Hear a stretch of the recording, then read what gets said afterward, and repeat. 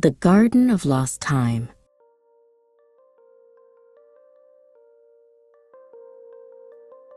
When Sophie arrived at her grandmother's cottage for the summer, she didn't expect much excitement. At 16, she thought the countryside was slow, dull, and far too quiet compared to the city. The cottage had no television, the Wi-Fi was weak, and the nearest shop was nearly an hour's walk away. But her grandmother, Mabel, cheerful as ever, simply smiled and said, "Sometimes, Sophie, the best adventures come when you stop looking for them." The first week passed slowly. Sophie read books, helped with chores, and walked through the meadows. One afternoon, while chasing a butterfly along the stone path, she noticed something strange at the end of the garden. Behind the rose bushes, partly hidden under vines, was an old iron gate. Curious, she pushed the vines aside. The gate was locked with a rusty chain, but through the bars she could see another garden, one she had never noticed before. Its paths wound in circles, and at the center stood a sundial covered in moss. That evening at dinner, Sophie asked her grandmother about it. Her grandmother's eyes twinkled. "Ah, you found it, did you? That is the Garden of Lost Time." "The what?" Sophie laughed. "The Garden of Lost Time," her grandmother repeated. "It was planted by your great-great-grandfather long before I was born. He was a watchmaker, obsessed with hours and minutes.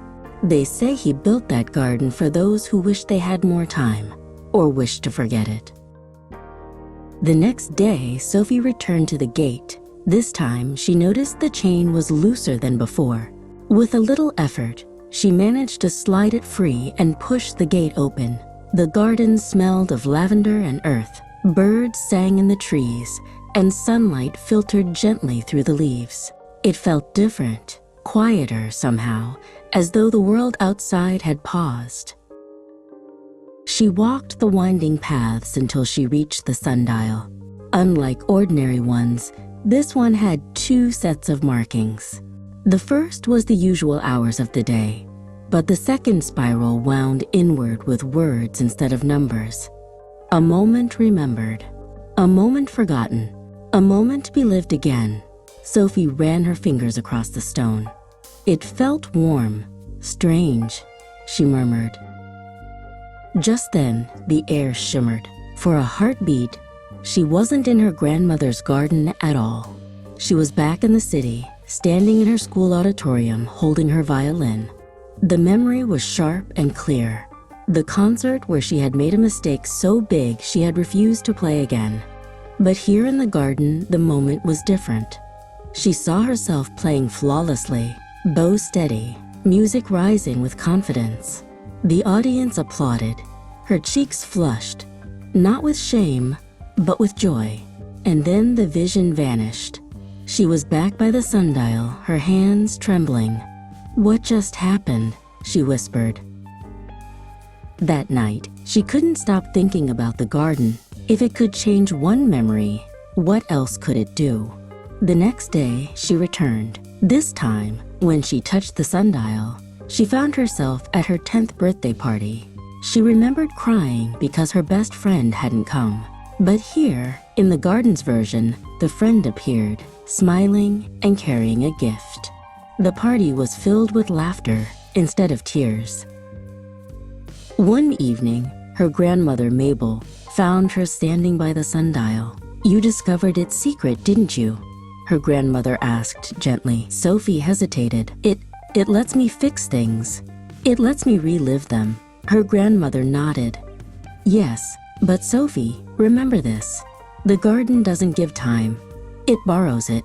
Every moment you take here must come from somewhere else." Sophie thought about that all night.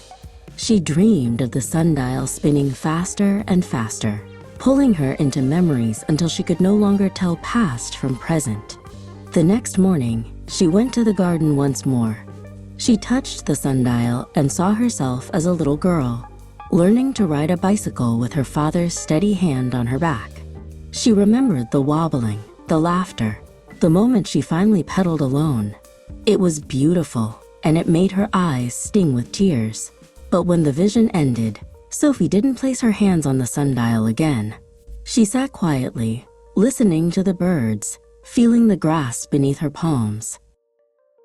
She realized her grandmother was right. The garden could show her what was lost, but life was waiting outside its gate. New moments that had not yet been lived. Sophie stood, closed the gate carefully behind her, and this time locked the chain. That evening, she played her violin on the porch while her grandmother listened. The notes were not perfect, but they were real, carried on the warm summer air. And for the first time, Sophie felt that time, her own time in this moment, was exactly enough.